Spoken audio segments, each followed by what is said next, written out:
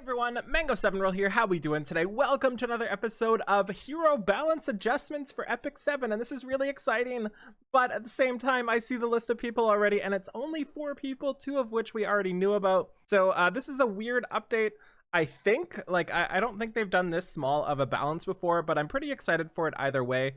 So let's just get into this and see what they've done. As a spoiler alert, I have not actually read this yet, so I'm going to be reading it along with you. That's kind of the idea behind these videos, just kind of get our reactions together in one place, just for kind of funsies. So Ravi is something that kind of surprised me in a way, because I don't think she needed a buff, but at the same time it didn't surprise me because everybody complained about her. Kisei is somebody who is in a weird spot, you know. She's got a great skill set, but she's just outshined by so many other units. Kartusha, I feel personally, is a really good unit right now, but it's really hard to invest in 4 stars from Wolagora unless they're insane. So I think that's one of the problems with Kartusha right now. And Dingo. Dingo was very unexpected, and I'm not sure what to say about Dingo other than I don't think he was really too great before, and I'm really excited to see if he's good now, because I love cooks of sorts, and I think he's gonna be excitingly good, and especially if his skill reset skill, whatever it's called, reduce cooldown, works with the team and it's fun. Maybe he can replace a healer, maybe he can do more damage, maybe he's just interrupt like, disrupt you like. Either way, I'm just excited to see what Dingo does. That's something that's really exciting to me. So Ravi, this is the big one here. So War God's Might before is critical hit chance increased by 5% for every 20 fighting spirits.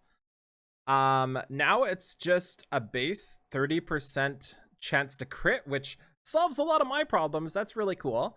And everything else on that is the same. So that's a really big buff, I would say. Like a pretty massive buff. Just straight up 30% crit bonus is insane. As for Deliverance, Soul Exchange delivers Divine Judgment, which is her skill 3. Revives one dead ally with 10% health and increases their combat readiness by 100%. Okay, so that's a weird one. That's exciting. So this is really cool.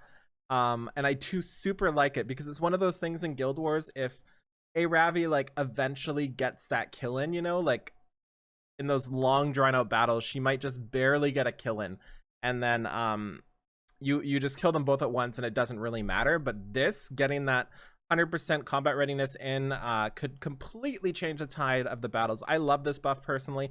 I had no idea what they were going to do, but I'm pretty excited for this. I do think the increased critical hit chance is great, because before you couldn't really build a Ravi with too much crit chance because she was so stat hungry. Because you also did get crit through your fighting spirit, but at the same time you missed so many crits because of it. I really like this change, and I really like this one too. Was kind of surprised how they were going to handle this, so let's read the reasoning here. The final adjustment that will be made will be to the passive effect of the skill War God's Might. The first, as a tanker, Ravi's attack works in conjunction with War God's Might's passive effect. However, compared to what we had originally planned, her passive effect was not as effective as we had intended. Previously included an increase in crit chance depending on the fighting spirit. This passive was originally designed so that Ravi would deal enough damage even if she had equipment focused on health. However, because Ravi would oftentimes consume her fighting here, it was very difficult to optimize equipment for her. In order to solve this dilemma, Ravi's skill will now increase hit chance with which will be applied at all times. Through this adjustment, Ravi will gain the ability to deal more damage consistently, and we hope that our heirs will have an easier time finding optimal equipment combinations for her. Perfect explanation for this. I couldn't have said it better myself. And I'm pretty excited. That's a great change, because that was personally one of my biggest problems. Like, it was just so hard to rely on it, because you were sitting there at, like, generally I would say like 60 to 75% crit for most Ravis I saw, and you just missed a lot of crits. And if you miss a crit at like an opportune time, let's say when you go for the kill with Deliverance, it's basically GG. And we could go back into my videos, and it happened more times than I can count. The next skill will be adjusted as Deliverance Soul Exchange. This skill was designed to be Ravi's core skill.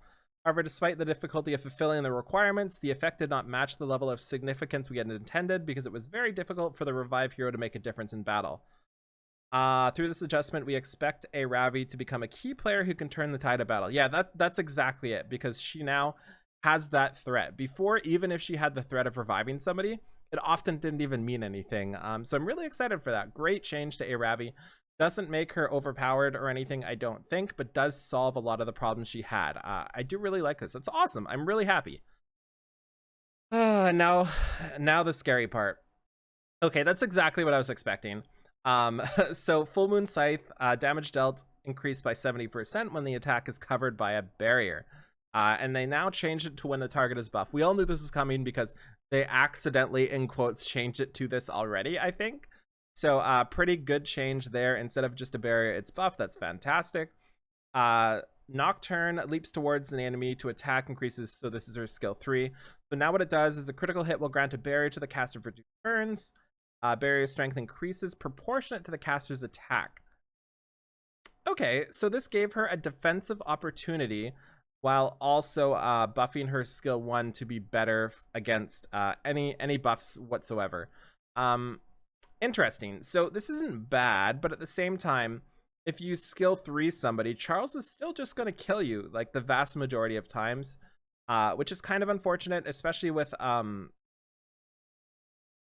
the unbuffable right now going around. I'm not sure how much this will actually help, but I'm not sure because I don't use Kisei in the current meta, but kind of a cool change. Let's see what they said about them. So Kisei was designed with the intent to disrupt the enemy's skill combinations by utilizing the cooldown increase effect in the skill. She would then defeat the enemy via the high damage inflicted through her skill. So going at that, anybody that relies on like a skill 3 that does an effect of some sort is really not so great right now, because there is just infinity sources of immunity, and all the people that remove that immunity, you're just better off cleaving people down after you do that instead of single targeting. So that's what causes a lot of people like Litica, like Kisei, like Wanda now, for example, to just not be so great because of that. So this doesn't really solve this problem because she's still not really able to disrupt the enemy's skill combinations. Like I understand she is, but as a DPS, as a fragile DPS, she really just like it's gonna hit immunity most of the time. And if it doesn't hit immunity, it's going to get resisted. So with this adjustment, a barrier will be granted. This will be implemented so that Kisei's stealth effect will not be dispelled via weak AoE attacks. Oh yeah, I didn't even make that connection, but that makes a lot of sense. So she will hopefully survive through some barriers after, or her barrier will survive so she won't get pushed out of stealth. Okay, alongside with this adjustment, we have identified that from the skill, this was one of the adjustments that we were considering. Yeah, so that makes sense too. We apologize to our heirs. Did not work as it was stated. Perfect. So that's kind of cool. And Cartuja. So Predatory Roar. So this one before attacks all enemies with wild energy, healing the caster by 50% of max health, or granting increased defense for 2 turns. I'm reading this because I don't entirely know word for word what he does. 50% chance to decrease the attack of the enemy, and it now turns into attacks all enemies with wild energy with 100% chance to decrease the attack, with additional damage increase when the caster's health is less than 75%. So it made the trigger for when the extra damage actually happens 25% more or 25% less, and it also made it so he hits the attack down 100% of the time, which is great. And that's one of the problems with Molagoras right now, is a skill that does only 50%. It's really hard to use this skill without Molagoras in them. A big example of this is Cecilia as well. You kind of like need the Molagoras for her to do anything. So putting the base up to 75 not only will get this to 100% when you really want it at 100%, but it will also make it more usable for people who don't want to put Molagoras into them. So I really like this change. I'm not sure what sort of difference this will do. I honestly have not used Cartuja, so I don't know what to say. That said, my alt right now that we're starting the tutorial account just picked up Cartuja, and I am using him right now. So I'm kind of going to experience the after buff, but not the pre-buff for him. Also to note about buffs, there was no nerf announced for this, but that said, if we take a look at this here, You guys can't see the bar for some reason. Can you see the bar? Can you see the bar? You can't see the bar for some reason, but there is a lot left over in this whole thing here. So maybe there's some nerfs coming after or something. Okay, so let's go to Dingo. This is the one I'm most interested about. So before, Quick Grill attacks all enemies with the glove oven. When the enemy is bleeding, there's a 75% chance to burn for 2 turns. Now what it does is recovers the caster's health, and amount recovered increases proportionate to damage dealt. Interesting. I wish it was all people. Like, I wish it was to the whole group and not just him. Maybe that would be too good. And his free dinner, which does reduce cooldown by 1 turn and grants the caster an extra turn, and then resets or lowers the cooldown by 1 turn when an enemy dies. Now provides all allies. That's just a change, right? Why would they say all allies instead of allies? I'm guessing that's just a change in wording, that it's not just like that, unless it's something weird for World Boss or something. Either way, dispels all debuffs and increases critical hit chance for 2 turns. That's not bad. That's pretty cool. But I don't think it really changes anything. Let's see what they say about Dingo here. Oh, it's just comments. That's so sad. We had such a long time to scroll down, but it's just comments. So Dingo's skill, Free Dinner, was created in order to protect his allies. However, the effect of this skill was not enough to adequately fulfill the role of a supporter. Therefore, we have added the buff increased critical hit chance, which will be applied to all allies, allowing Dingle, nice Mango, to better support his team. Additionally, for certain languages, okay, that makes sense. This is something I think they need to do to Elena as well, because in English, in Elena's skill description, it's not really implied that the reduction effect is for everybody on the team. Like, it doesn't say to all allies. It just says reduces the damage of AoE attacks or something like that. So that's something that they should start clarifying a little more and maybe find a standardized wording for it. Also, to compensate for Dingo's lack of survivability, we'll make adjustments so that the caster health is recovered when the skill Quick Grill is used. When the skill Prep Ingredients is used, Dingo will have the opportunity to recover health via the activation of the skill Quick Grill. Okay, so that's kind of interesting, and it drops on Boxing Day. So this was interesting. This wasn't at all really what I was expecting. I don't know if I was expecting more or less or buffs or nerfs or something like that. But I feel like the change to Dingo doesn't really do much.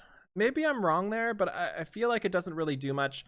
But then again, anytime anybody like reduces skill cooldowns like that, you've got to be careful with it because they can be easily broken when somebody new comes out. The Ravi change I'm really happy with. I think it'll make her more fun to use. I think it'll make her more threatening on defense and especially offense too. And I think it'll make her more reliable, which is something I think she desperately needed. As for Kisei here, I'm pretty happy with her change too, but at the same time, I don't think this is enough. Like, in what world are you going to be able to skill 3 somebody with Kisei, right? Like, I just don't feel like it's going to happen. And as for Cartuja and Dingo, I'm interested to see how these turn out. I have no experience with them personally, like I said, but I don't think Dingo's going to be enough, and I think Cartuja is still going to just fall by the fact that Charles exists, and that he takes Mulagoras to use. So I think that's a big problem. So anyways, pretty happy with these changes. They were positive. They explained everything, which is one of the most important things. And they did a really good job explaining it. I'm very excited to actually have near 100% crit chance on my Ravi. It's something I've been wanting for so long, so I'm really excited for that. Anyways, thank you so much for watching. Feel free to like, comment, subscribe as always, and I'll talk to y'all wonderful people later. Have a great day. Bye, everybody.